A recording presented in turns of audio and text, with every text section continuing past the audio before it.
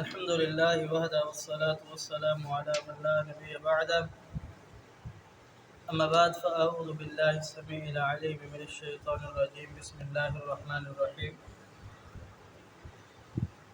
قال الله تبارك وتعالى: واذكروا إذ جعلكم خلفاء من بعد عاد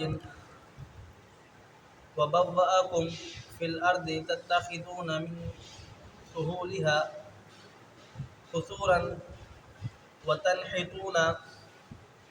وتنحتون الجبال بيوتا واذكروا آلاء الله ولا تعثوا في الأرض مفسدين.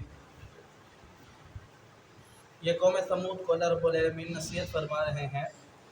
وَاذْكُرُوا، اے قوم سمود یاد کرو، اِذْ جَعَلَكُمْ، اللہ رب العالمین نے جب تم کو بنایا، خلفاء جانشین، من بعد عاد، عاد کے بعد.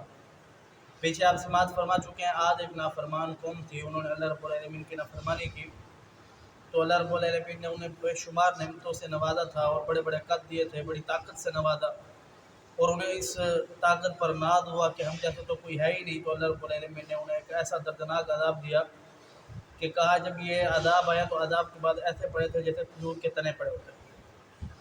فرمایا کہ وَبَوَّأَكُمْ فِي الْأَرْضِ تَتَّخِذُونَ مِنْ سُهُولِهَا قُصُورًا.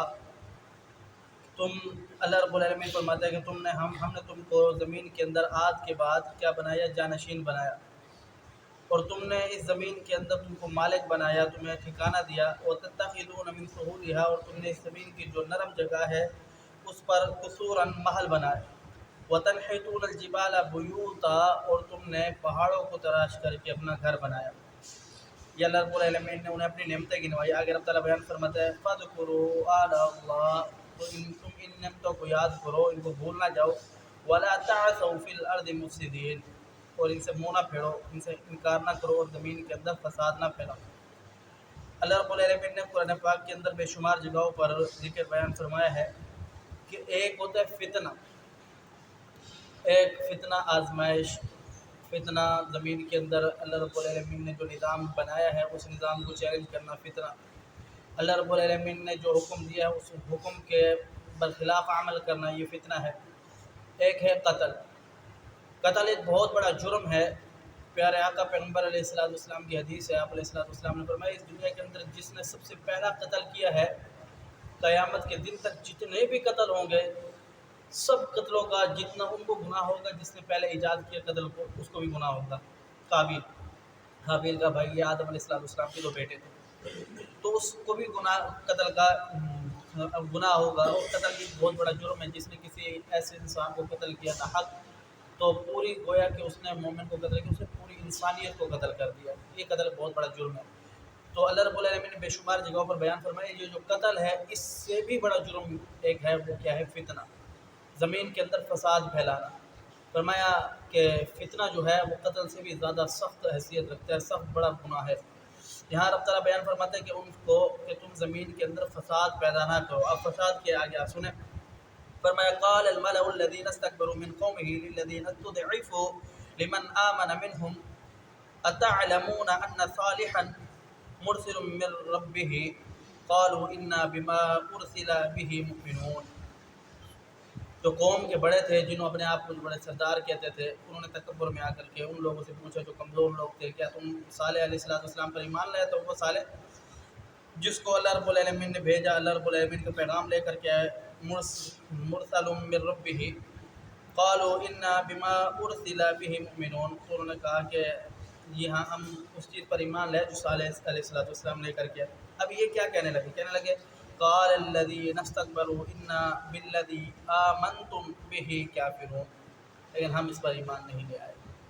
تو جناب پیغمبر صالح علیہ السلام نے جو دعوت دی، اس سے پہلے قوم ہود ہے، پھر قوم عاد ہے اور قوم نوح ہے. یہ ساری قوموں کا اللہ رب العالمین ذکر بیان فرماتے ہیں. پھر اس کے بعد قوم شعیب آئے گی اور بھی شمار قومیں ہیں. ان ساری قوموں کا اللہ رب العالمین ذکر بیان فرما رہے کہ ان کو کیا انعامات دی اللہ رب العالمین نے، کتنی نعمتیں دی. اور پھر اس کے بعد اللہ رب العالمین کی انہوں نے بغاوتیں کی. پھر اللہ رب العالمین نے بغاوتوں کے عوض جو انہوں نے بغاوتیں کی اس کی وجہ سے ان کو عذاب دیا، اور ایسا عذاب دیا. یہ بڑی بڑی قومیں تھیں، بڑی طاقتور قومیں تھیں.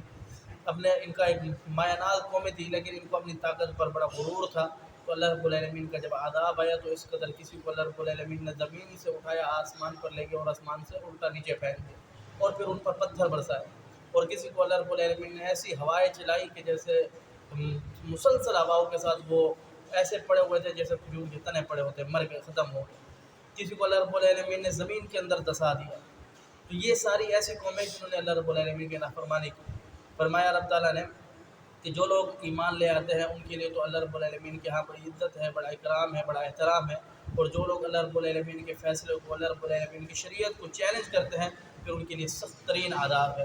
اور پھر اللہ رب العالمین ان قوموں کا ذکر بیان کر کے یہ فرمانا چاہ رہے ہیں کہ تم ان قوموں کی طرح اللہ رب العالمین کے ساتھ بغاوت نہ کرنا، اللہ رب العالمین کے حکم کو ماننا، اللہ رب العالمین کی بات کو ماننا، اور اللہ کے رسول جو آئے ہیں ان رسول کی بات کو ماننا، اس پر عمل کرنا.